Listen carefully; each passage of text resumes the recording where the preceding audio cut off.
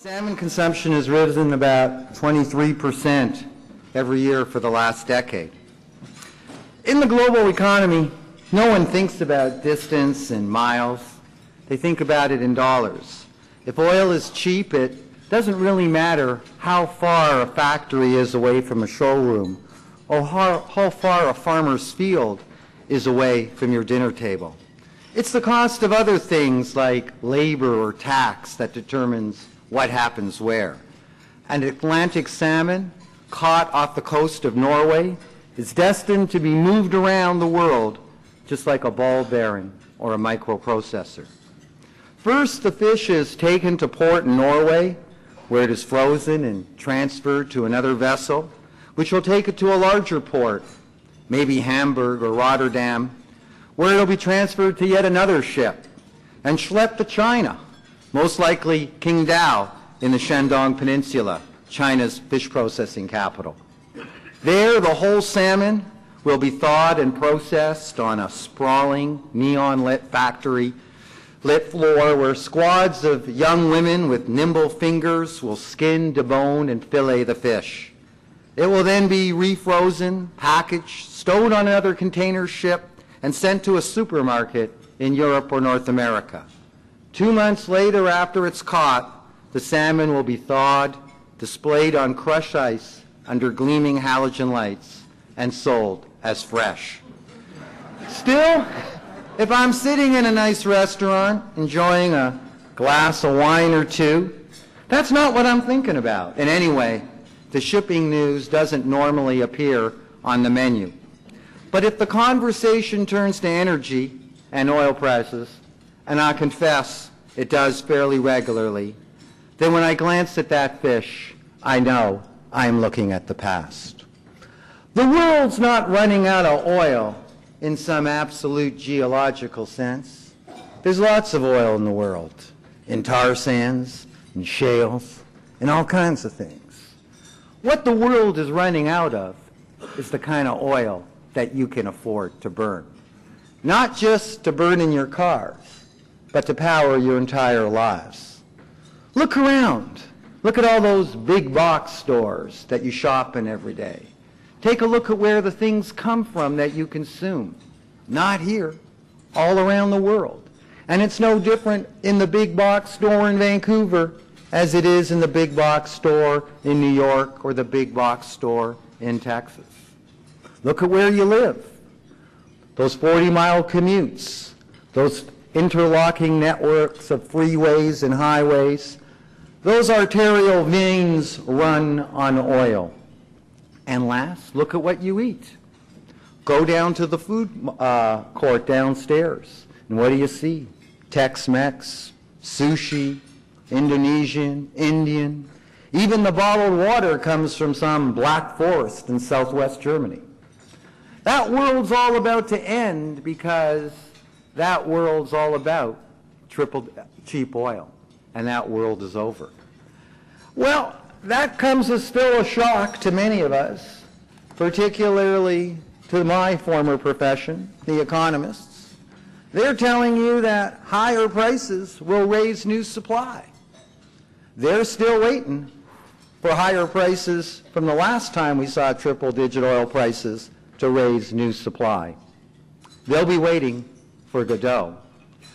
In their defense, like Pavlov's dogs, they're only doing what they're trained to do.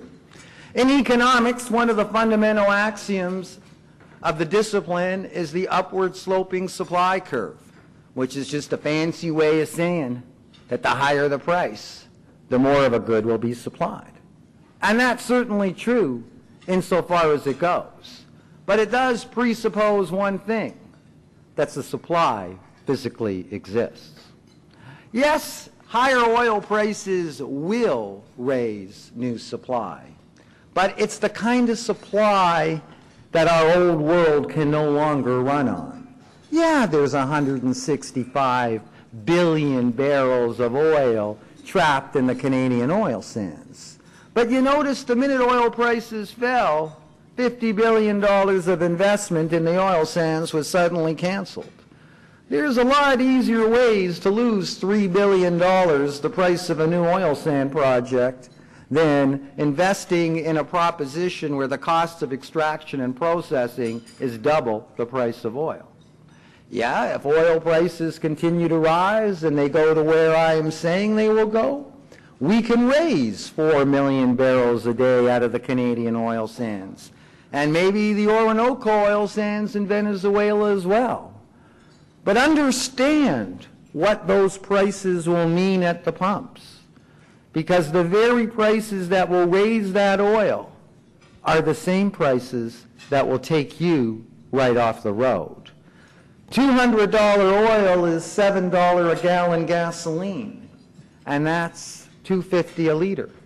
What will our highways look like when we have to pay those prices? I'll tell you what our highways will look like. All you got to do is look at Western Europe. They've been paying those prices for over a decade, not because of the price of West Texas Intermediate or benchmark crude, but because of excise taxes. Nevertheless, when we look over at Europe, what do we see? We see very different model cars. GM's best-selling car in Europe, the Opel Astra, you'd never see it in North America. It would be far too underpowered for our tastes. And what you'll also find is a whole lot of less cars. People in Europe don't drive cars like they drive in North America. And that's exactly what's going to happen to us. In the next 10 years, some 50 million Americans are going to be taking the exit lane when they can no longer fill up their tanks at $7 a gallon. That's basically 1 out of every 5 cars. The question's going to be, will there be a bus to get on? Right now, there is no bus to get on.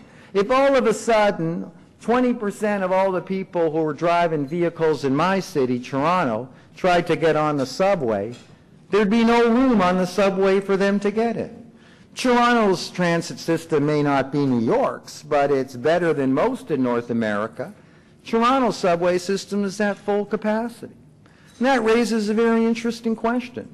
If some 50 million Americans and Canadians are about to get off the road, why are we using taxpayers' money, billions of taxpayers' money, to prop up the auto industry, an industry that's doomed to obsolescence by triple-digit oil prices?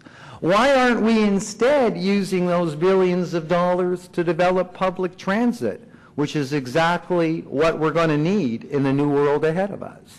All those unemployed auto workers in Detroit and in Oshawa, guess what? Why can't they make buses? Why can't they make subway cars? Why can't they make light rapid transit vehicles? Isn't that a job equal to making a Yukon Denali or a Lincoln Navigator?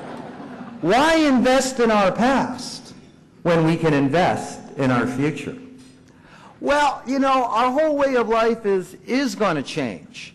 But as the introduction said, I don't think that triple-digit oil prices need be apocalyptic.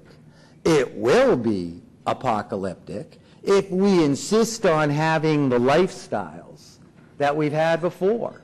If we insist on commuting 40 to 50 miles to work every day in a Lincoln Navigator and want to drink water imported from the Black Forest in Germany or sushi flowing in from Asia, we won't be able to do that because the costs of doing that will become untenable.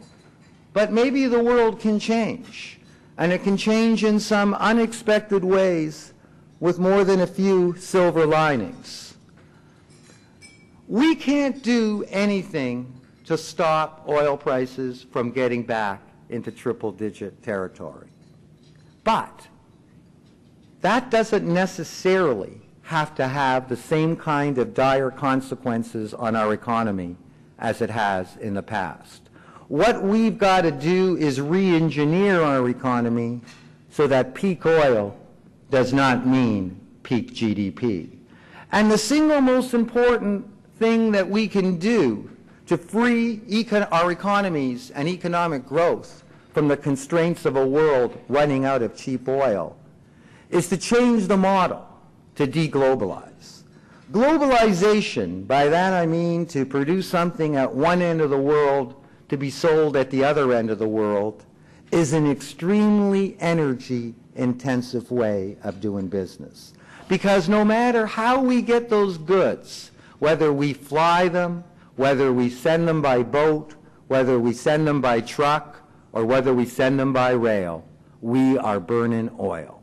And what we're going to find is that in the world that I see, the economics of globalization will no longer make any sense. Moving your factory to China or some far-off, distant, cheap labor market will soon become penny wise, pound foolish. Because what you save on the wage bill, you'll more than blow on bunker fuel.